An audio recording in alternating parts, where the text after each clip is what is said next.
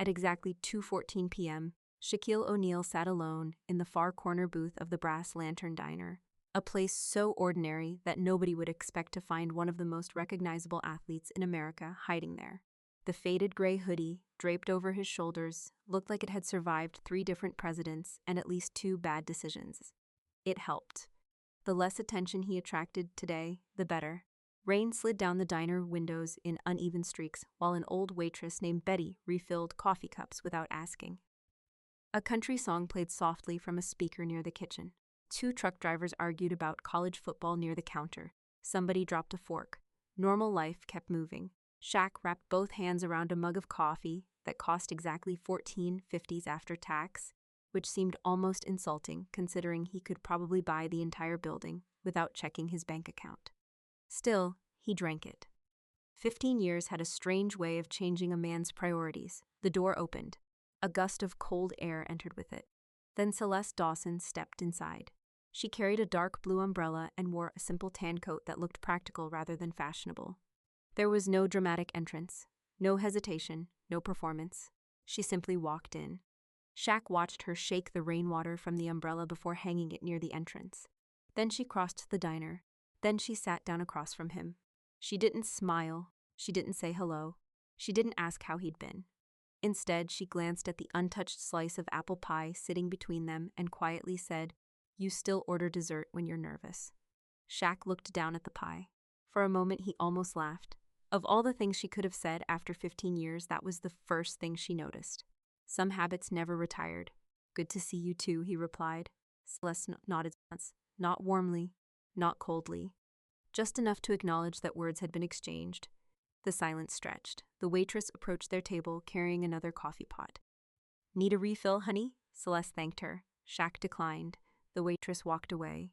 Neither of them spoke until she disappeared into the kitchen. Then Celeste folded her hands together. "You look older." Shaq raised an eyebrow. "That's because I'm older. You used to have more hair. Now you're just being cruel." For the first time, the corner of her mouth moved. Barely, but it moved. The tiny reaction hit him harder than he expected. 15 years ago, Celeste had laughed often.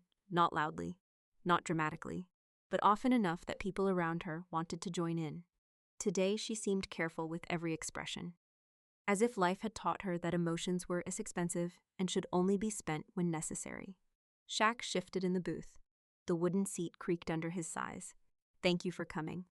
Celeste looked out the window. "I almost didn't." That answer landed heavily between them, because neither needed an explanation. Both knew why. 15 years earlier, Celeste had vanished from his life so completely that it felt less like a breakup and more like somebody had erased a chapter from a book. Phone numbers stopped working. Emails bounced back. Letters went unanswered. Eventually, even private investigators found nothing useful.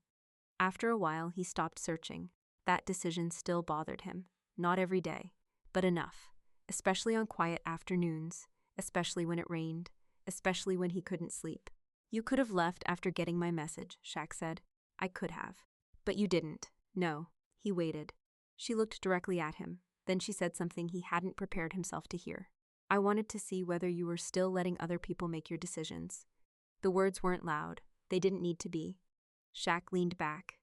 Outside, a delivery truck splashed through a puddle. Inside, somebody laughed near the register. The world continued normally while something uncomfortable settled over their table. "I make my own decisions," he said. Celeste tilted her head slightly. "Do you?" There was no accusation in her voice. That somehow made it worse, because accusations could be argued with. Questions stayed alive. Shaq stared at the coffee cup. 15 years earlier, his life had operated like a corporation's disguised as a celebrity career. Agents, managers, lawyers, consultants, security teams, brand specialists. People whose job descriptions somehow involved deciding who deserved access to him. Back then, everybody claimed they were protecting him, protecting his time, protecting his image, protecting his future.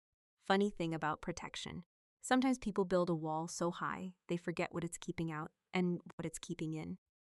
Celeste finally reached for her coffee. She took one sip, then another. Then she placed the cup down carefully, the same way she used to. The same deliberate movement he remembered from years ago. The memory arrived without permission, and stayed. "Why now?" Shaq asked quietly. For the first time since arriving, Celeste looked genuinely tired. not physically. Something deeper, something carried, something earned. She glanced toward the rain-covered parking lot, then back at him. Because some truths get heavier every year. Shaq felt his stomach tighten. The diner suddenly seemed smaller. The air felt different. Even the sounds around them seemed farther away. Celeste reached into her purse.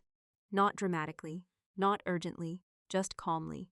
She removed a weathered manila folder and placed it on the table beside the untouched pie. Then she rested her hand on top of it. Not opening it yet, not explaining it yet, just letting it sit there, waiting. And for the first time since she entered the diner, Shaquille O'Neal realized this meeting had never been about the past.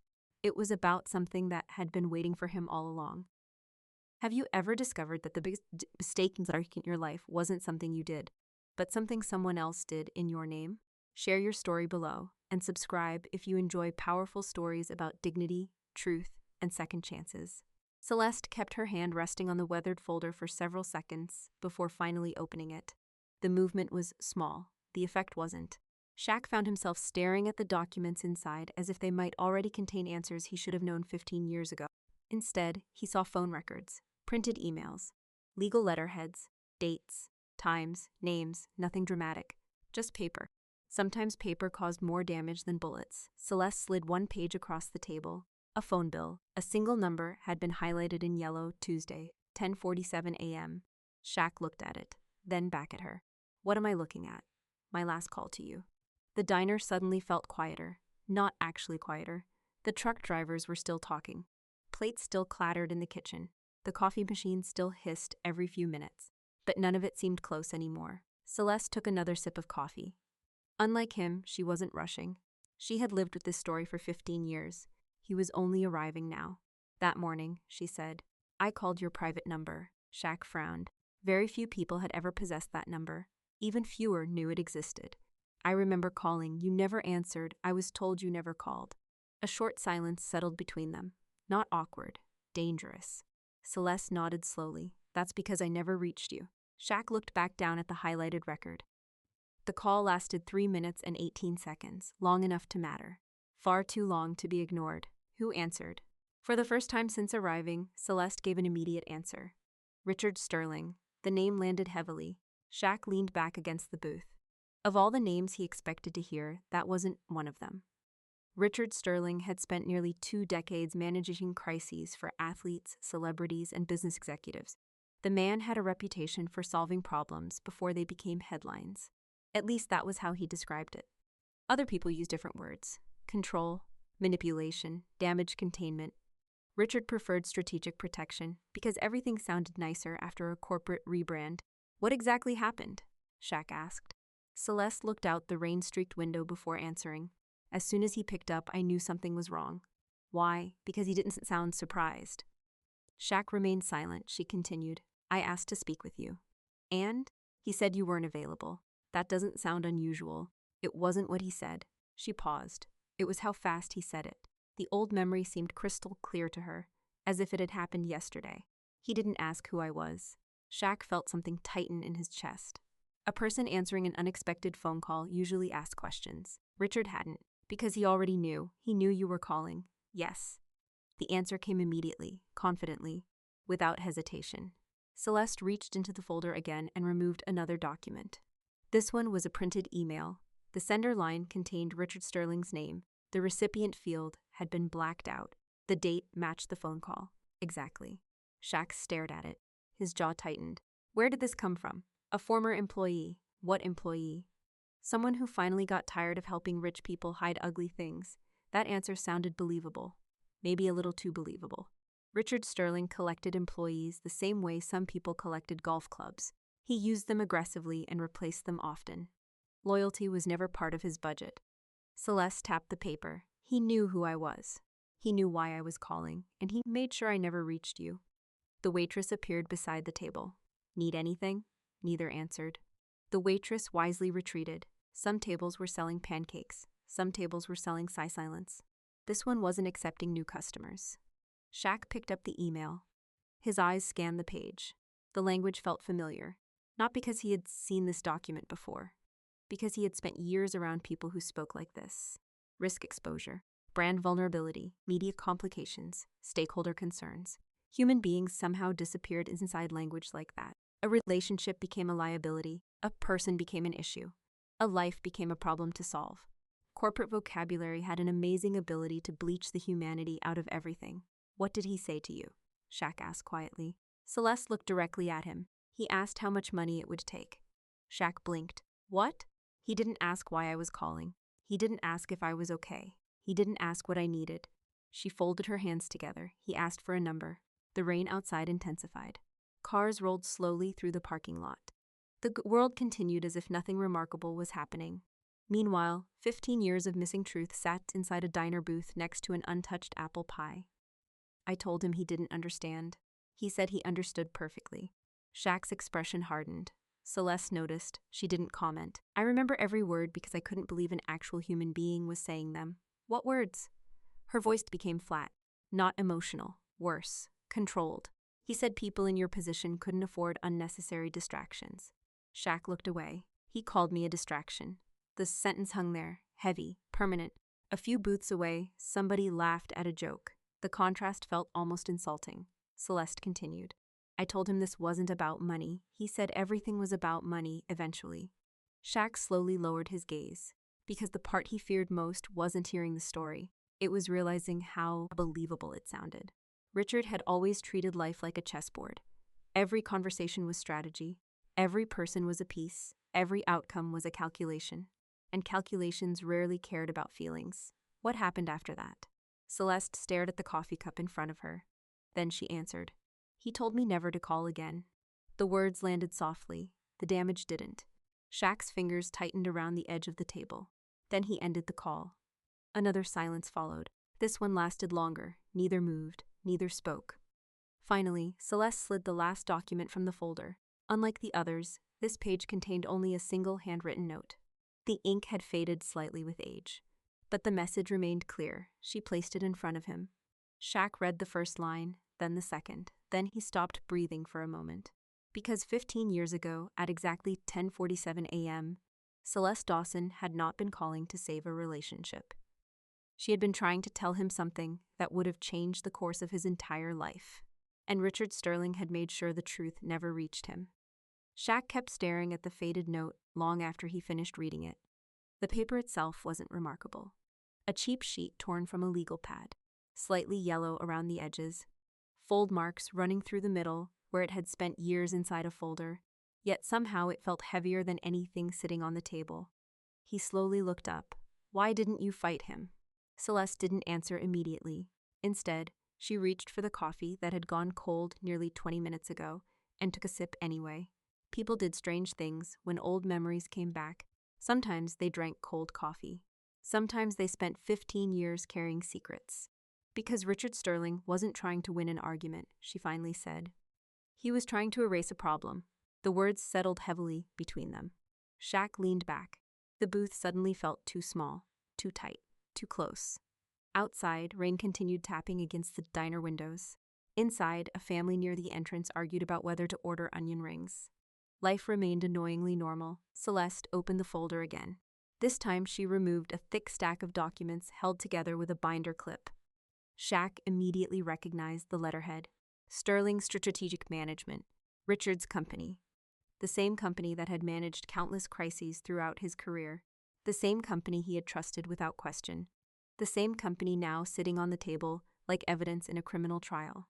These arrived 3 days after the phone call. She handed him the first letter. The language was polite, almost cheerful.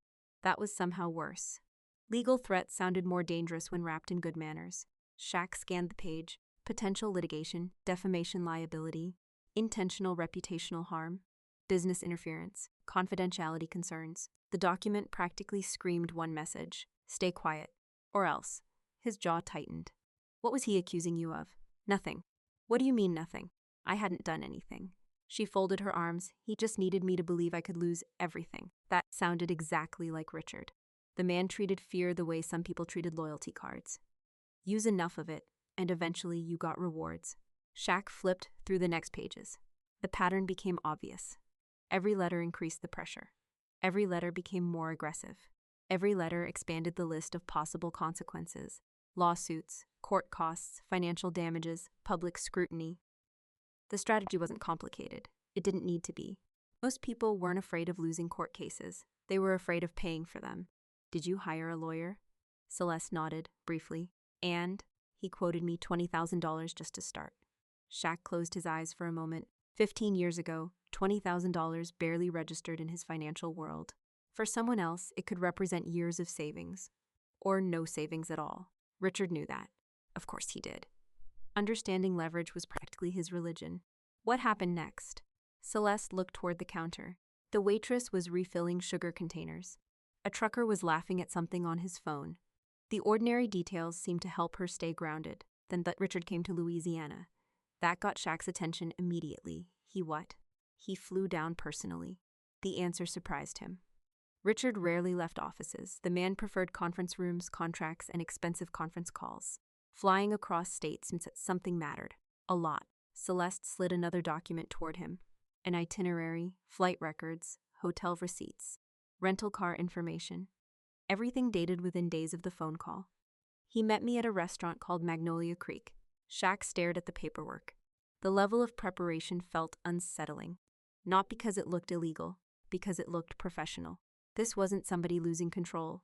This was somebody executing a plan. He ordered tea. Shaq blinked. Of all the details she could remember, that seemed random.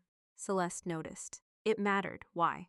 Because he spent 90 minutes threatening my future while discussing tea flavors. The answer hung there, uncomfortable. Human beings expected villains to look angry. Richard hadn't. That was the problem.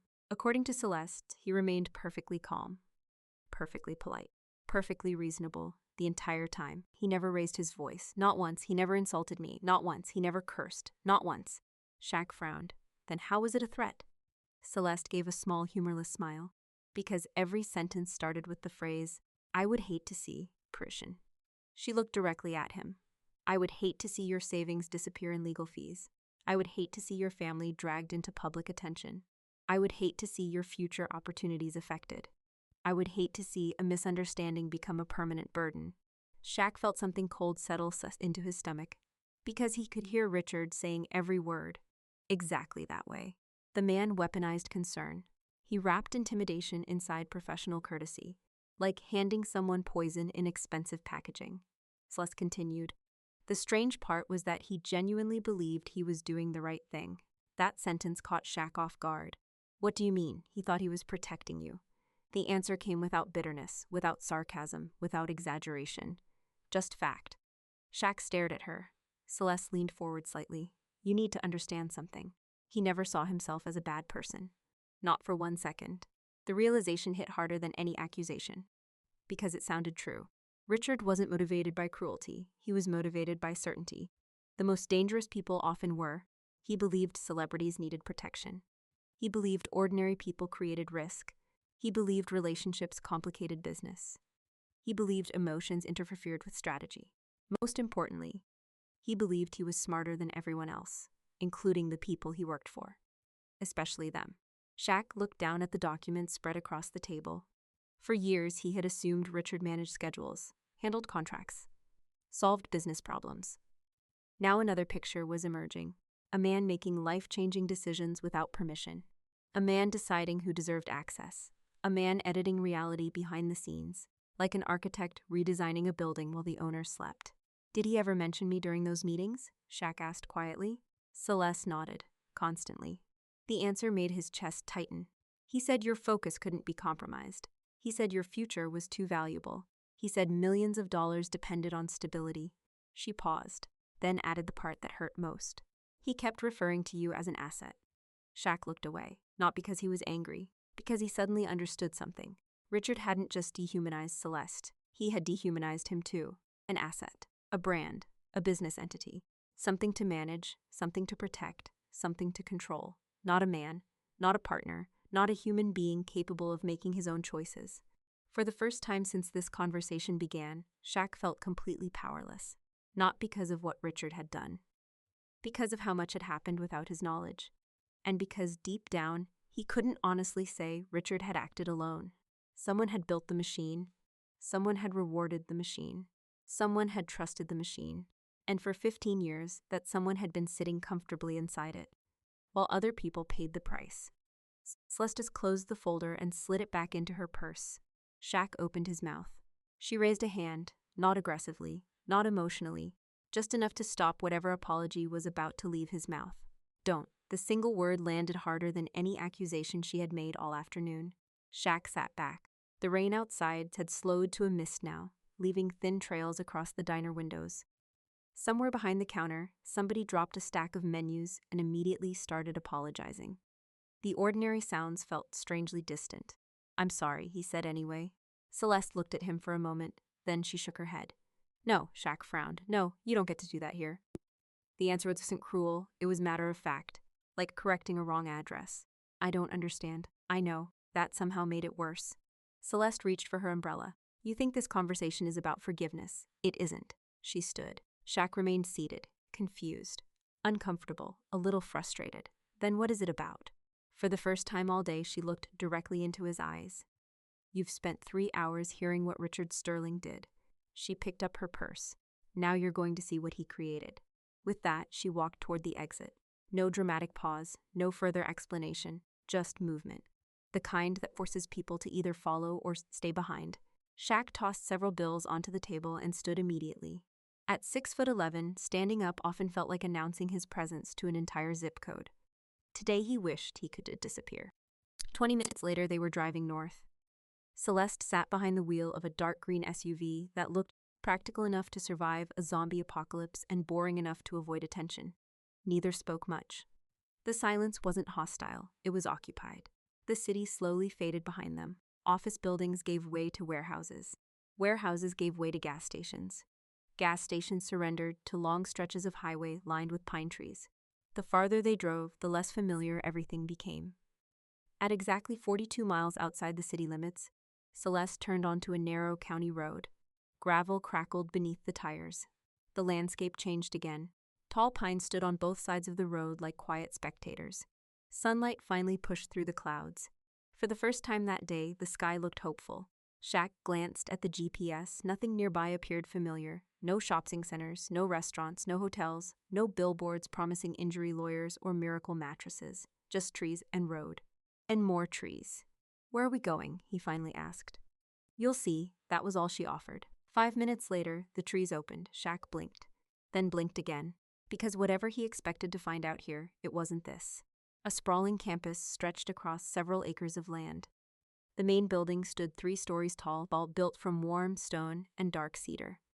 Large windows reflected the afternoon sun. Walking paths curved through carefully maintained gardens filled with flowers and native plants. People moved throughout the property, not patients, not residents. People. Some sat beneath covered patios talking, others worked in garden beds, a few carried art supplies between buildings.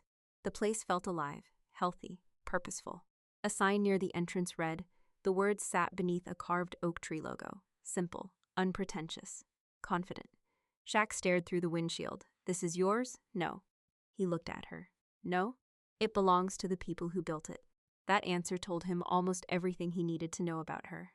Even now, even after everything, she wasn't interested in ownership. She was interested in service. Celeste parked near the entrance. The moment they stepped out of the SUV, a cool breeze moved through the trees. Somewhere nearby, wind chimes softly rattled. A man in his 50s waved from a gardening area. Celeste waved back. Another woman carrying paint supplies smiled as she passed. Again, Celeste smiled back. Not the guarded smile from the diner, a real one. Small, natural. The difference caught Shaq off guard. Because for the first time all day, she looked comfortable, like she belonged somewhere, like she wasn't carrying armor. They started walking toward the main building. The closer they got, the more details he noticed. Raised garden beds, outdoor seating areas, accessible walkways, solar panels, a woodworking workshop near the rear property. Nothing looked flashy, everything looked intentional. The place reminded him of something he couldn't quite identify. Then it hit him, respect. The entire property felt designed around respect. Not luxury, not image, who lives here? Shaq asked. Adults. He waited. Celeste kept walking. Adults with what? Complicated histories. That answer sounded deliberate. Meaning? She opened the front door. Meaning society likes labels more than people. The lobby was flooded with natural light. Paintings decorated the walls. Not expensive paintings, personal paintings. The kind created by people with stories instead of marketing budgets. A reception desk sat near the entrance. No security gates, no intimidating procedures, no corporate atmosphere. The woman behind the desk smiled. Good afternoon, Celeste. Afternoon, Grace. Then Grace noticed Shaq. Her eyes widened briefly, only briefly. You're taller in person. Shaq laughed despite himself. That's usually the review. Grace returned to her paperwork. No fuss, no celebrity treatment. Just another visitor. The experience felt oddly refreshing. As they continued down the corridor, Shaq noticed framed photographs lining the walls. Residents, staff, volunteers, community events, graduations, garden harvests, real moments, no branding, no public relations campaign, no carefully curated image strategy, just people. Then something occurred to him. He stopped walking. Wait, Celeste turned. What? Shaq looked around the building one more time, the gardens, the workshops, the residents, the staff, the peace, the purpose. Nothing about this place felt accidental. Nothing about it felt temporary. Nothing about it felt small. And suddenly he realized something. This wasn't where the story ended. This was where it had been growing for 15 years. Quietly, patiently, completely outside the world Richard Sterling thought he controlled. The real story had never been inside the diner. The real story lived here. Shaq slowly followed Celeste deeper into the building, his eyes moving from one framed photograph to the next. Every hallway seemed to tell a different story. A woodworking class posing beside handmade furniture. A community garden harvest spread across folding tables. An art exhibition where residents stood proudly beside paintings that probably meant more to them than any trophy ever could. Nothing looked manufactured. Nothing looked designed for publicity. That alone made it feel rare. Most organizations spent half their energy convincing donors they were helping people. This place seemed too busy helping people to worry about convincing anyone. Celeste turned down another corridor. The walls here displayed photographs from the sanctuary's earliest years. Older pictures, smaller rooms, fewer people, less funding, the beginnings. Shaq stopped in front of one frame. The image showed a modest one-story building with faded siding and a crooked scene near the entrance. The words Oak Ridge Adult Sanctuary were painted by hand, badly. Whoever painted them had clearly possessed more enthusiasm than artistic talent. Please tell me you didn't paint that sign. Celeste glanced at the photograph. I did. Shaq smiled. It's terrible. I know. Looks like the letters survived a small earthquake. We couldn't afford a professional. The exchange lasted only a few seconds, yet it felt surprisingly normal. Then Celeste pointed toward the photograph. That building was the beginning. Shaq studied the image. The structure looked tiny compared to the campus surrounding them now. What year? 15 years ago. The number landed immediately. The same year everything else had happened. The same year Richard Sterling entered her life. The same year she disappeared from his. Suddenly, the timeline felt much less coincidental. Celeste continued walking. Shaq followed. Eventually, they reached a quiet lounge area overlooking a large courtyard. Residents sat outside drinking coffee and talking beneath shaded umbrellas.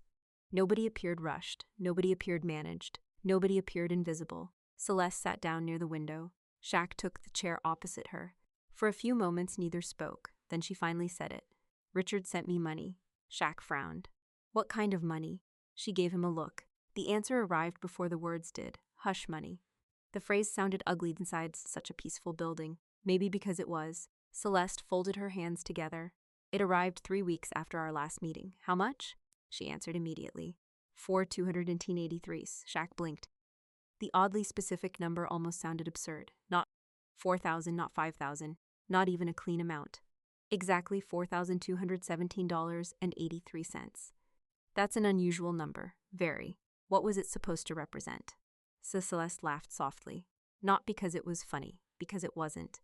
I spent years wondering the same thing. The answer hung in the air. Shaq shook his head. Richard was managing contracts worth millions. I know. He was handling endorsement deals worth more than that before breakfast. I know.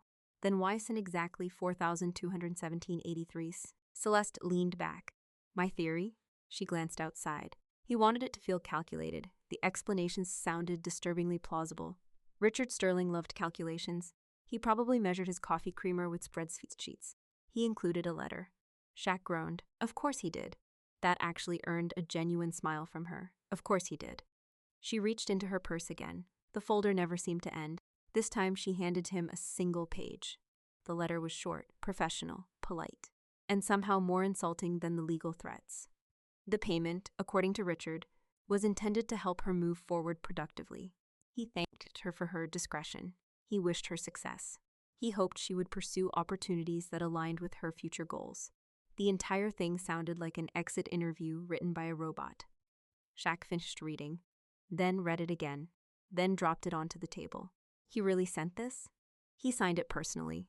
The giant stared at the paper. A strange expression crossed his face. Part disbelief, part embarrassment, part anger. Mostly embarrassment, because somewhere inside Richard's mind, this had probably seemed generous. A solution, a clean ending, a problem resolved. The man genuinely believed human relationships could be settled with paperwork. Celeste watched him silently. Then she said something unexpected. At first, I almost sent it back.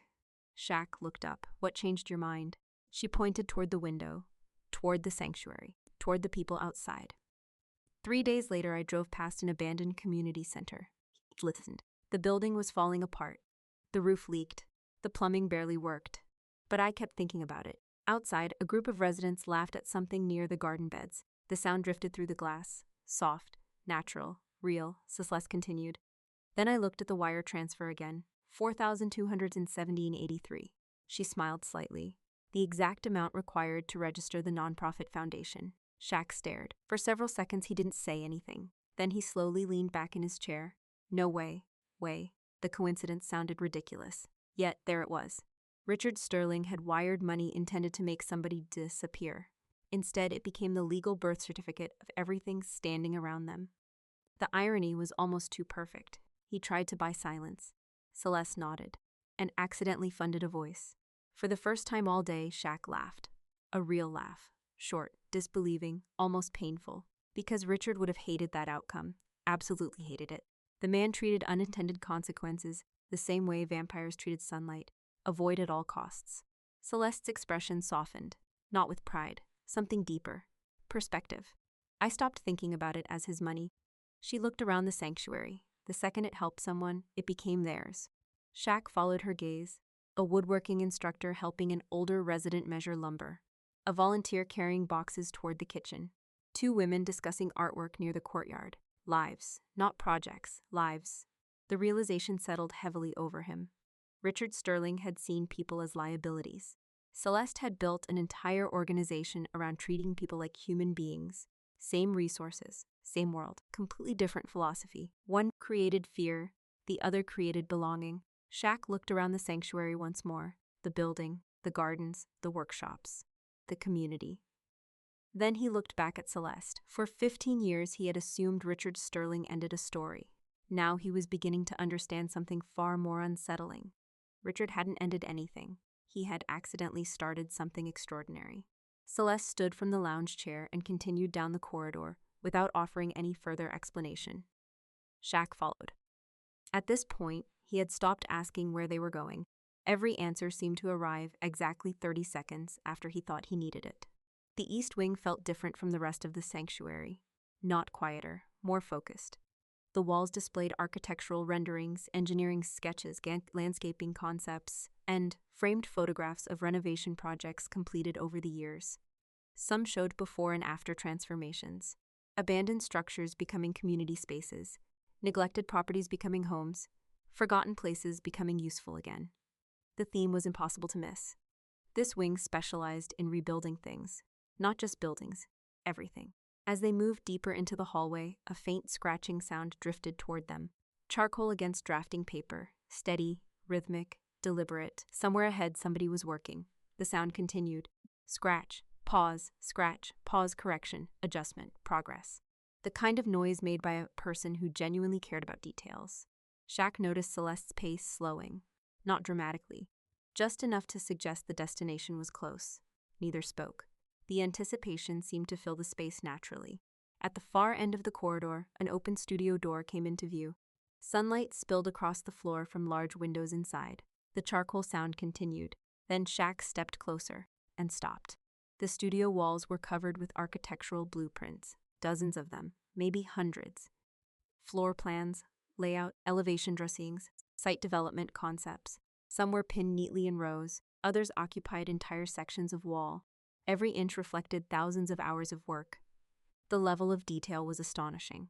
Not student work, not hobby work, professional work, serious work. The kind that demanded relentless dedication. Shaq found himself studying one large drawing near the entrance. A multi-building community center. Accessible pathways, garden integration, workshop spaces, solar energy systems. Every detail seemed carefully considered. Even he could tell this wasn't ordinary talent. This was somebody who thought differently. Then he noticed the signature block. M. Dawson. His eyes paused, only briefly. Then they moved toward the center of the room. A drafting table stood beneath the windows. A young woman leaned over the surface, completely absorbed in her work. She didn't notice them. Or maybe she noticed and simply didn't care. The possibility felt equally believable. Her dark hair was tied back carelessly. Ink stains marked several fingers. A ruler rested beside a collection of drafting tools. Charcoal dust covered part of her sleeve. Nothing about her appearance suggested she expected visitors. She looked like somebody who had been working for hours, because she probably had. The scratching sound continued.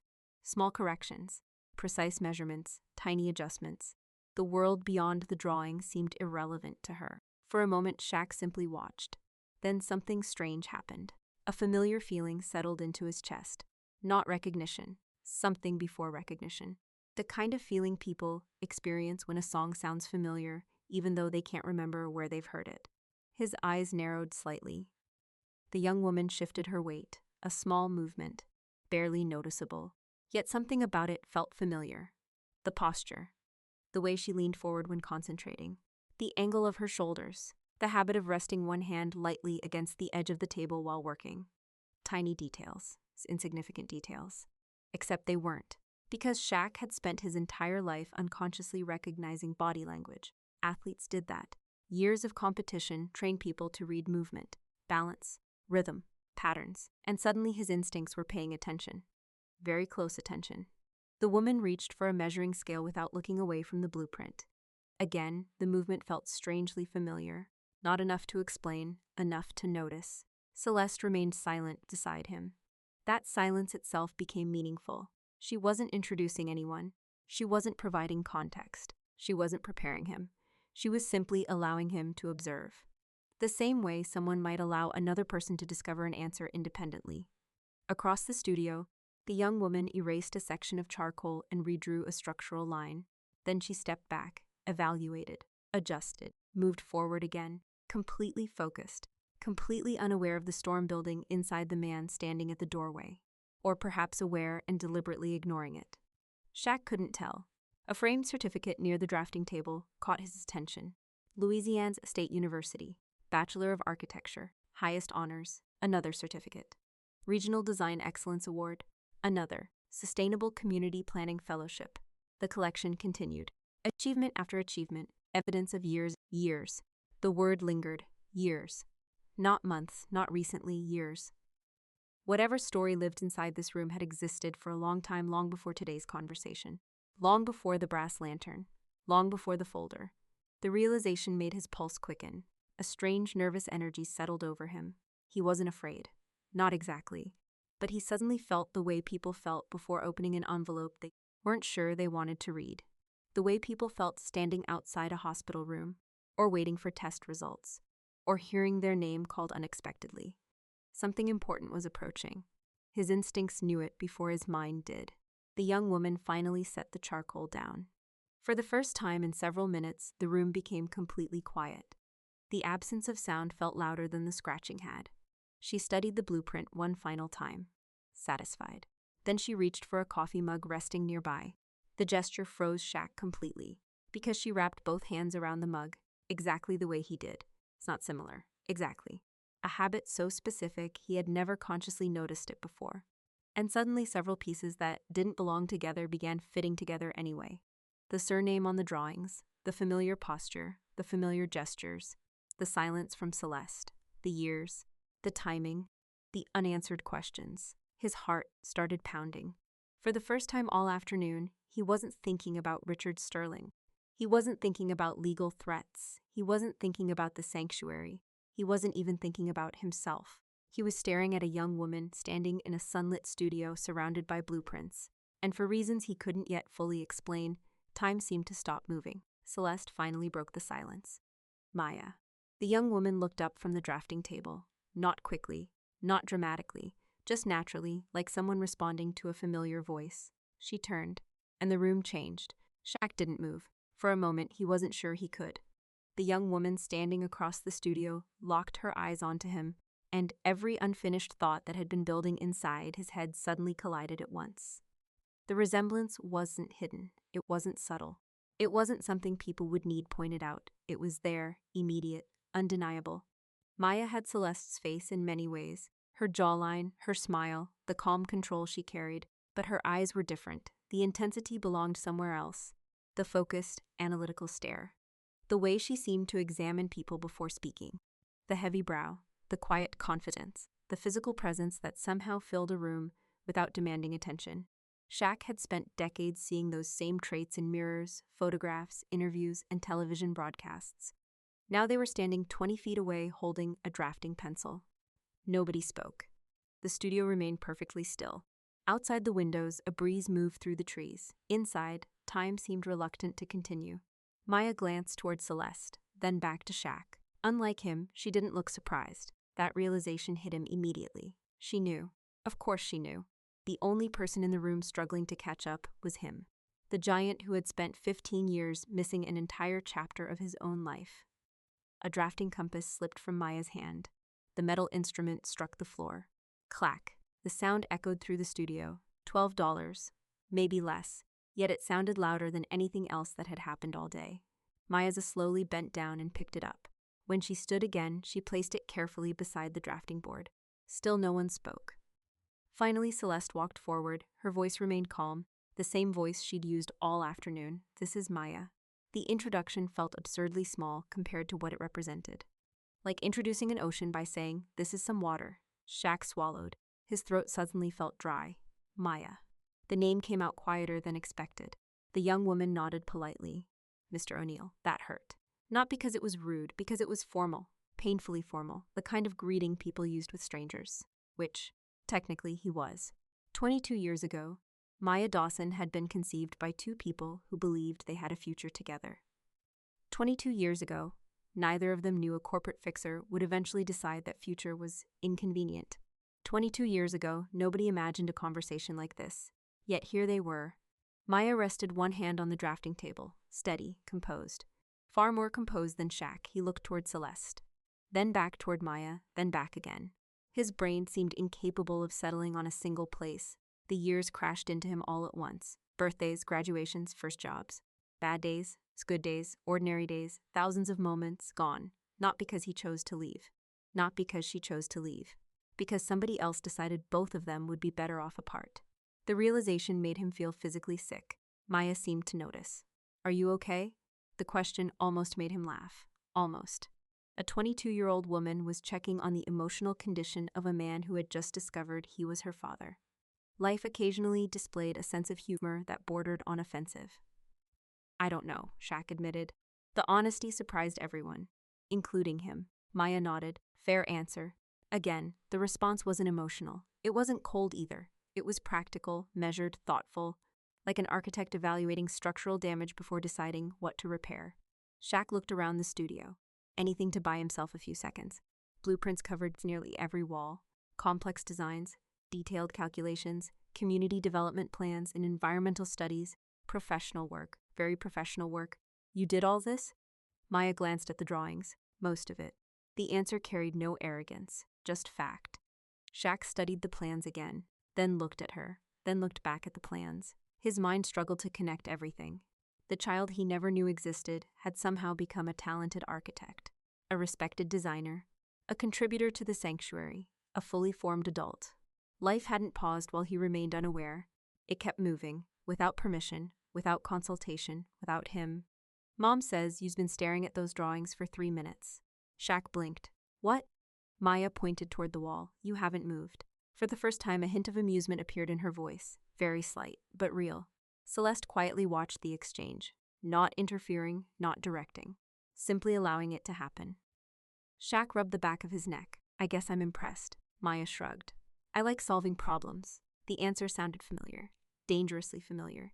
Not because of basketball, because Celeste used to say the same thing. Years ago, different context. Same sentence. The overlap made something tighten inside his chest. Maya walked toward one of the pinned blueprints. This one's for a vocational center expansion. She pointed toward several sections. Workshop space here, classrooms here, community gardens here. Shaq listened. Not because he understood architecture. He didn't. He listened because she was speaking. Because every word felt important. Because 22 years created a lot of catching up to do. As Maya explained the project, her confidence became obvious. Not performative confidence, earned confidence. The kind built through years of effort. Years he never witnessed. Years somebody stole from both of them. Eventually she stopped talking. The room settled again. Then Maya looked directly at him. No hesitation, no uncertainty, just direct eye contact. The same intense gaze that had unsettled defenders for decades, except now it belonged to someone else. Someone younger, someone smarter in completely different ways. Someone standing where she had every right to stand.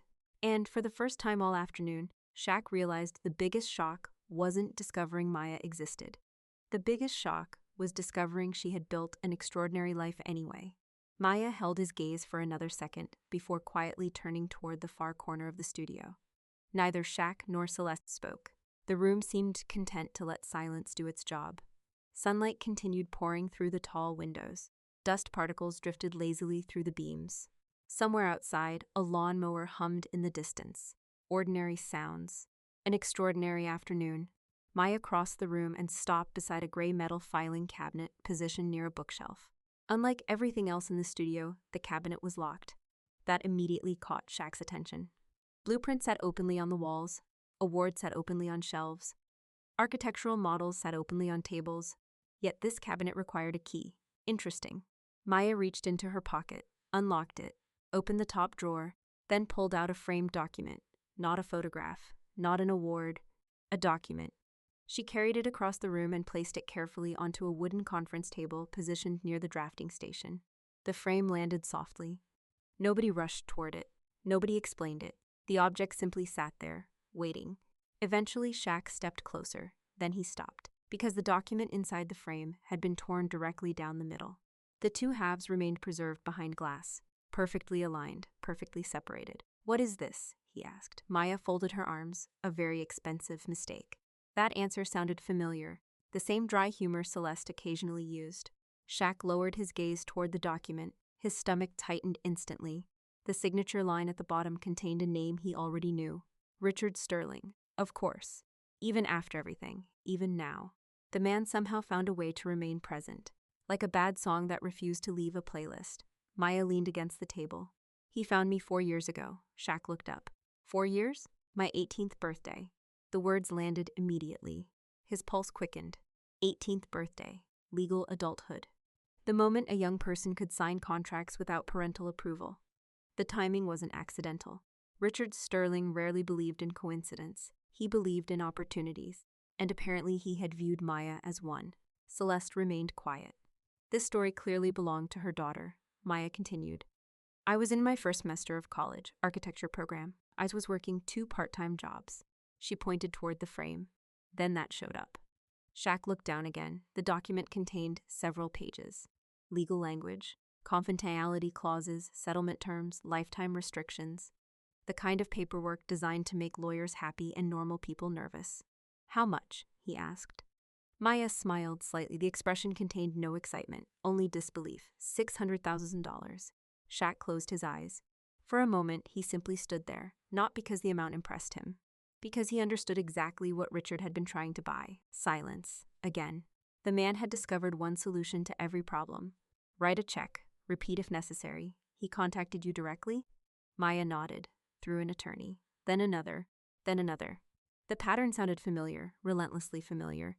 Richard never knocked once when he could knock 10 times.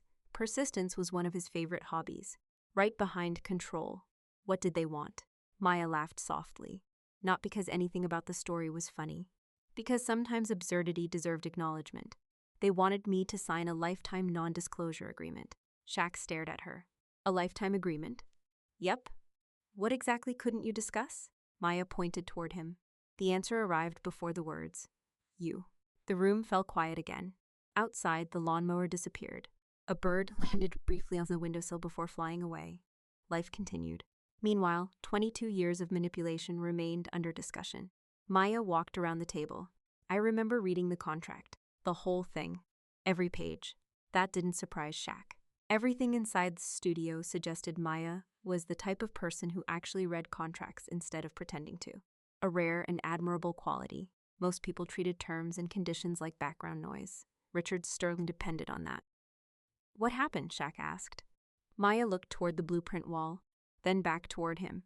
The attorney explained how lucky I was. That earned a reaction, not from Celeste. From Shaq, a small grimace, Maya noticed. The word lucky came up 4 times. She held up 4 fingers. Apparently I was lucky to receive the offer, lucky to avoid public attention, lucky to protect my future, lucky to secure financial stability. Her smile returned, this time sharper. Funny thing about luck. Shaq waited. Maya shrugged. People usually don't offer $600,000 for things that don't matter. That observation hung in the air. Simple, accurate, devastating. The attorney had accidentally revealed the truth. The contract existed because Maya mattered. The money existed because the story mattered. The pressure existed because the truth mattered. Richard Sterling understood that. He always had. What did you do? Shaq asked quietly. Maya walked to a bookshelf, opened a drawer, removed a small paper cutter. The tool looked worn from years of use. Then she placed it on the table. I asked for 10 minutes alone. Shaq listened. I sat there. I reread the contract. She glanced toward the framed document, then smiled, this time genuinely. For exactly 3 minutes. And Maya tapped the glass. I cut it in half. Shaq blinked. You what? I cut it in half. The answer remained wonderfully uncomplicated. No dramatic speech, no courtroom moment, no grand declaration. Just action. Practical, direct, effective. The way architects solved problems, she continued. Then I handed the pieces back. What did the attorney say? Maya laughed, a real laugh this time. He looked like someone had unplugged his brain. Even Celeste smiled, briefly, but genuinely. The image was easy to imagine. Years of legal training completely unprepared for somebody rejecting $600,000 with office supplies. What happened after that? Shaq asked. Maya looked around the studio. The blueprints, the models, the sanctuary, everything she had built, everything she had earned. Then she answered. Nothing. The simplicity surprised him. No more offers? No. No more pressure? No. Why? Maya's expression became thoughtful, because deep down she understood the answer. So did Celeste, and eventually so did Shaq. Because Richard Sterling finally encountered something he couldn't negotiate. A person who knew her value before entering the room. Someone who couldn't be intimidated, couldn't be distracted, couldn't be purchased. Maya rested her hand lightly on the framed contract. The torn pages remained preserved behind glass, not as a trophy, not as revenge, as a reminder. A reminder that dignity wasn't something other people granted. It was something people protected. And standing there in a studio she helped build with her own hands, surrounded by work that carried her name instead of someone else's approval, Maya Dawson represented the one thing Richard Sterling never truly understood. Some people simply aren't for sale. Maya left the framed contract resting on the table and quietly returned to her drafting station. She didn't make a speech. She didn't ask for an apology. She didn't demand explanations. The conversation simply moved forward, much like the rest of her life had. Shaq remained standing beside the table for a few moments, watching her walk back toward the blueprints. For the first time all day, he realized something important. Every person he had met inside Oak Ridge seemed to share one unusual trait. Nobody appeared interested in his fame. Not Grace at the reception desk, not the residents in the courtyard, not the volunteers, not Maya, especially not Maya. It was strangely refreshing and slightly terrifying. For decades, people had approached him as Shaquille O'Neal, the celebrity, the athlete, the businessman, the public figure, the giant. Very few people interacted with him simply as another human being occupying a room. Oak Ridge seemed determined to ignore everything else. Maya picked up her charcoal pencil and resumed working. Scratch, pause, measure, adjust, continue. The familiar rhythm returned to the studio, as if the emotional earthquake of the past hour hadn't happened. Shaq watched quietly. Then he noticed a small wooden stool sitting beside the drafting table. The thing looked fragile, like it had survived several decades through sheer stubbornness. Most people could sit on it comfortably. Shaq looked at it. The stool looked back. Neither seemed particularly confident about the arrangement. Still, he walked over. Maya glanced up. Curious, nothing more. Without saying a word, Shaq carefully lowered himself onto the stool. The wood immediately protested. A long creaking sound echoed through the room. Maya stared. Celeste stared. Even Shaq stared. The stool somehow survived. Barely. That's the bravest piece of furniture I've ever seen. The comment escaped before he could stop it. Maya laughed. A genuine laugh. Not polite. Not cautious. Real. The sound caught him completely off guard. For a second, the entire room felt lighter. You're probably exceeding several engineering recommendations. Probably? Definitely. Shaq nodded. Good. The smile remained on Maya's face for another moment before she returned to the blueprint. The exchange lasted only seconds, yet it changed something, not dramatically, just enough. Like opening a window, the room felt different afterward. Shaq studied the enormous blueprint spread across the drafting table, lines, measurements, symbols, annotations. It looked less like architecture and more like evidence collected by a very organized conspiracy theorist. Can I ask a stupid question? Maya didn't look up. Those are usually the best questions. Shaq pointed at the blueprint. What am I looking at? Maya finally turned toward him. For the first time all afternoon, she seemed genuinely interested in something. The drawings, not the family drama, not the past, the drawings. This is a community housing project. Shaq nodded. That sounded reasonable. Then she pointed toward several sections, and this is the stormwater management system. His confidence disappeared instantly. The expression on his face apparently answered everything, because Maya smiled again. You have no idea what that means, not even a little. Okay. She moved a chair closer, then she pointed to another section. What about this? Looks expensive. Maya laughed. Celeste shook her head. He isn't wrong. For the next several minutes, something unexpected happened. Nobody discussed Richard Sterling. Nobody discussed lost years. Nobody discussed betrayal. Instead, Maya's explained architecture, patiently, clearly, without talking down to him. She showed him how site plans worked, how structural loads were calculated, why certain materials performed better in Louisiana humidity, why community design mattered, why accessibility wasn't an afterthought, why small details changed people's lives. Shaq listened carefully, not pretending, actually listening, because he wanted to understand. And because every explanation revealed something about her. The way she thought, the way she solved problems, the way she viewed the world. At one point, Maya pointed toward a section of the design. This walkway is wider than code requires. Why? So people using wheelchairs don't feel like they're navigating an obstacle course. The answer arrived instantly. No hesitation. No need for further explanation. The decision wasn't about regulations. It was about people. The philosophy sounded familiar, very familiar. Shaq glanced toward Celeste. She noticed. Neither said anything. They didn't need to. Some values survived generations remarkably well. An hour seemed to disappear, then another. Outside, the afternoon sunlight slowly shifted across the studio floor. The shadows grew longer, the atmosphere became quieter, more comfortable, more natural. At one point, Maya handed him a scale ruler. He held it upside down. For nearly 30 seconds, she eventually took pity on him. Wrong direction. I was testing you. No, you weren't. No, I wasn't. Another laugh, another small crack in a wall that had existed for 22 years. Not enough to remove it, enough to let light through. Eventually, Maya rolled up one of the blueprints and secured it with an elastic band. The day's work appeared finished. Shaq sat quietly on the stool, still somehow alive, still somehow supporting him. A miracle of modern engineering, or ancient luck, maybe both.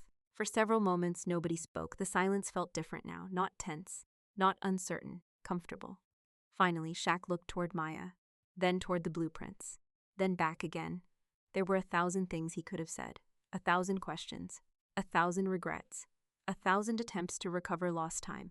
He chose none of them. Instead, he asked the simplest question of the entire day. Can you teach me more tomorrow? Maya studied him for a moment, not searching for the right answer, just deciding whether he meant it. Then she nodded. Sure, one word. Simple, ordinary. Yet somehow it meant more than any contract Richard Sterling had ever written. Because for the first time since walking into Oak Ridge, Shaquille O'Neal wasn't trying to fix the past. He wasn't trying to buy forgiveness. He wasn't trying to earn redemption in a single afternoon. He was doing something much smaller and much harder. He was showing up as a student. And for once, that was enough.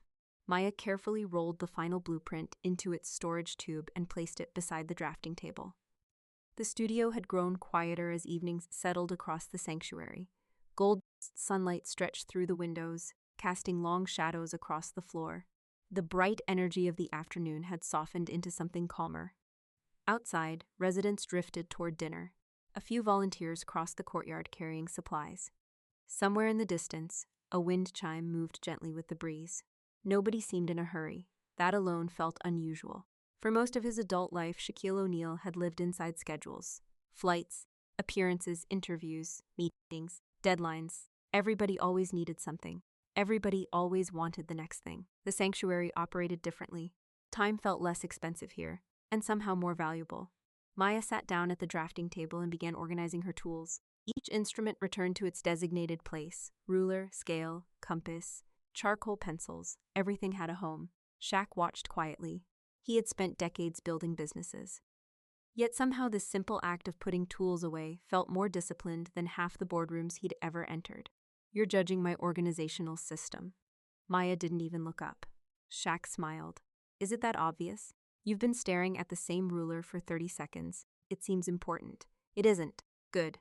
That earned another laugh. Small, natural, unforced. The kind of laugh that only appears when people stop protecting every word they say. Celeste sat nearby, watching the exchange without interrupting. More than once throughout the afternoon, Shaq had noticed something about her. She wasn't trying to control the conversation.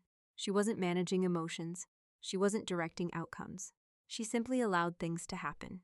The realization explained a lot about Oak Ridge. Respect wasn't a slogan here, it was the operating system. Nobody was being managed, nobody was being fixed, nobody was being handled. People were simply being treated like people. An astonishingly rare concept, especially in environments built around power. Maya secured the last blueprint and finally looked toward him. "So?" Shaq raised an eyebrow. "So? You really want to learn architecture?"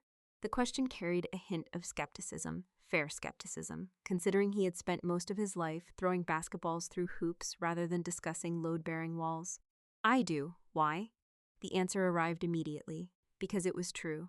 Because I missed 22 years. The room became still, no dramatic music, no emotional speech, just honesty. Simple honesty. Maya looked at him for several seconds. Not uncomfortable seconds, thoughtful ones. Eventually she nodded. That was all. No grand response.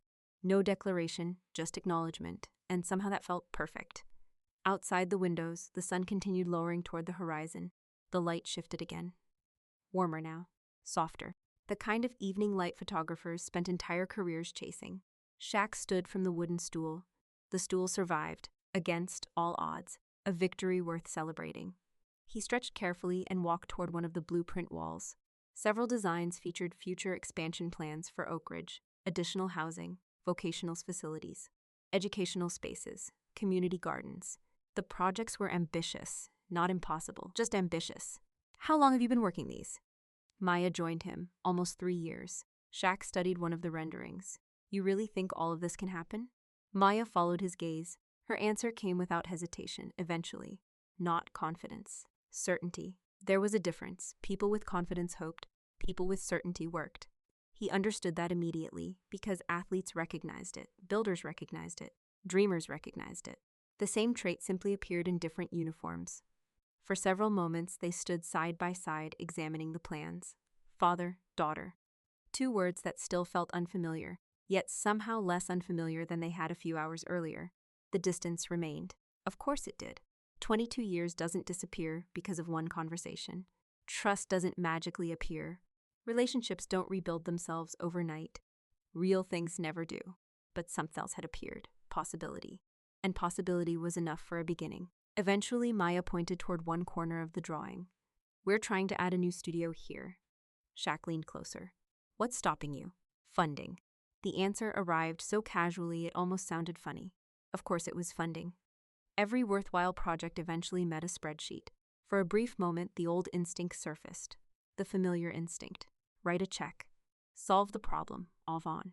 The same instinct Richard Sterling had spent decades weaponizing. Shaq recognized it immediately, then ignored it. Because this wasn't about money. Not today. Maybe someday there would be conversations about support, partnership, help. But not today. Today wasn't about buying access. Today was about earning trust. A completely different currency. I'm glad you didn't sign that contract. The words slipped out quietly. Maya looked toward the framed document resting on the table. So am I. Another pause followed. Comfortable, uncomplicated. Then she smiled slightly. Besides, Shaq waited. $600,000 wasn't enough. The deadpan delivery caught him completely off guard. He laughed, a full laugh this time, the kind that arrives from somewhere deep. Even Celeste laughed. The sound filled the studio. For a moment, all three of them simply stood there smiling. No lawyers, no contracts, no fixers, no strategies, just people. Years earlier, Richard Sterling had believed he was protecting a billion-dollar empire. He had measured success in assets, risk management, public perception, and control. He spent years building walls. What he never understood was that walls protect some things while imprisoning others. The sanctuary around them represented the opposite philosophy. Open doors, human dignity, patience, respect, connection. Things impossible to measure on a financial statement. Things impossible to control through intimidation. Things impossible to purchase. The evening sky deepened beyond the windows. Dinner bells sounded somewhere in the distance. The day was ending. Shaq looked around the studio one last time. The blueprints, the tools, the photographs, the future. Then he looked at Maya. For years he had been treated like an untouchable icon, a celebrity, a brand, a business. Today none of those things mattered. Today he was simply a man who had discovered how much of life existed beyond his own spotlight. A flawed man, a humbled man, a lucky man. Because despite everything that had been taken, everything that had been hidden, and everything that had been lost, he had been given something few people ever receive. A second chance. Not a perfect one. Not an easy one. A real one. And as he followed Celeste and Maya out of the studio toward the evening light waiting beyond the sanctuary, he understood something Richard Sterling never did. The greatest wealth in the world was never money. It was finding people who refused to let your humanity disappear. The healing had finally begun.